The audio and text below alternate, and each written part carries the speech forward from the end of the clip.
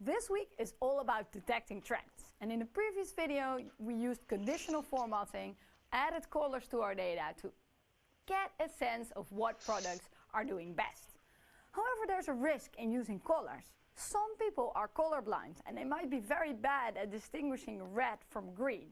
And also some people might think it's visually not very attractive to have lots of colors on a spreadsheet, and there is some sense in that.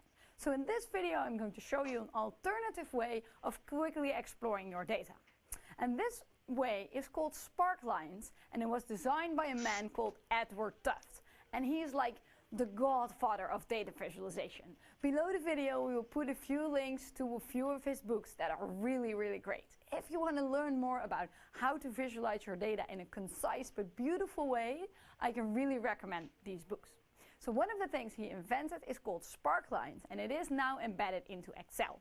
So we want to make a sparkline for this, and normally I would place it on the bottom there, but because I don't have room on my screen, for this time I'm going to put the sparklines next to the data. So I'm just going to copy the header. And what I do then is I'm going to go to insert and say insert a line. It's not called sparkline, but just line, a little bit misleading. So we select the data that we want, and there, bam, we get a nice tiny little graphic showing the flow of the data, the trend of the data. And you see the top right there on the top of the graph is the same as the green cells that we had before. We can even select high points and then you get a marker. Like a formula, we can drag these sparklines and then we automatically get it for pants and shoes and socks and for the total. You see for socks there we have the top right there as we have the top in the data. So it's a really nice way to look at your data.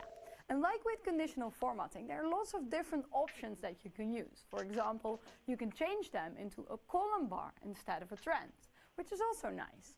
I think it's a bit harder in this situation to see the trend, but it's a lot easier to see where the high points are. And there's one other option, win and loss. I'm not going to talk about that because that's what you will be doing in the exercises.